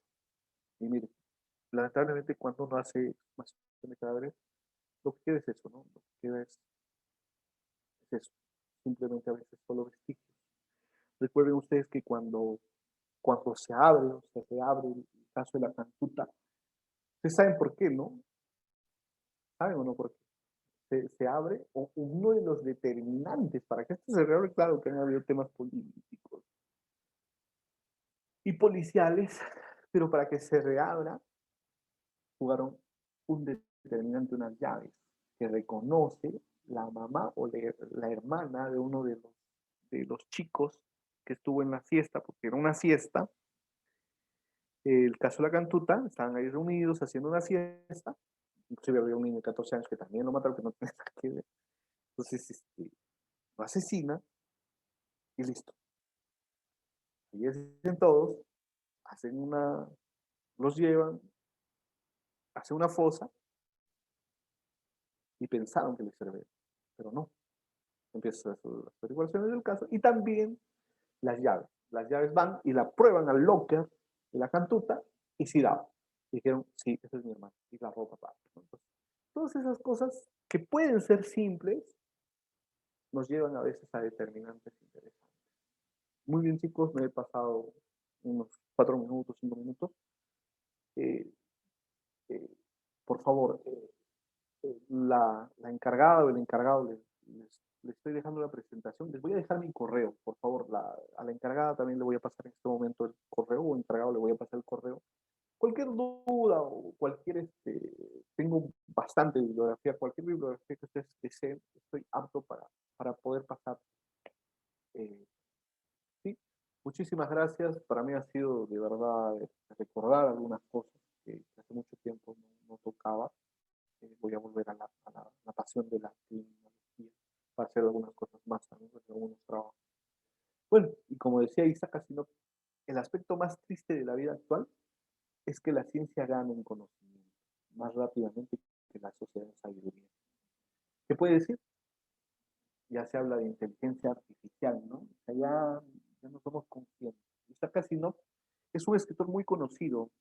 Él es, si ustedes han visto una película con Yo Robot, ¿se acuerdan? Yo Robot, la película con Will Smith. Ya. El Yo Robot está basado en el libro de Isaac Asimov. Ya, gran escritor. Es un futurista. Un futurista. Bueno, y el gran Gustavo. Nos decía, si conozco una cosa, la investigaré. Y muchos de ustedes, lo que yo les invito a hacer es esto, ¿no? Si ustedes quieren seguir este apasionado mundo de la medicina legal y forense, de la criminología, de la criminalística, pues no hay otra forma que investigar, leer, averiguar, confluir, coadyuvar, hacer un careo, investigar. Bueno, con esas palabras, muchísimas gracias.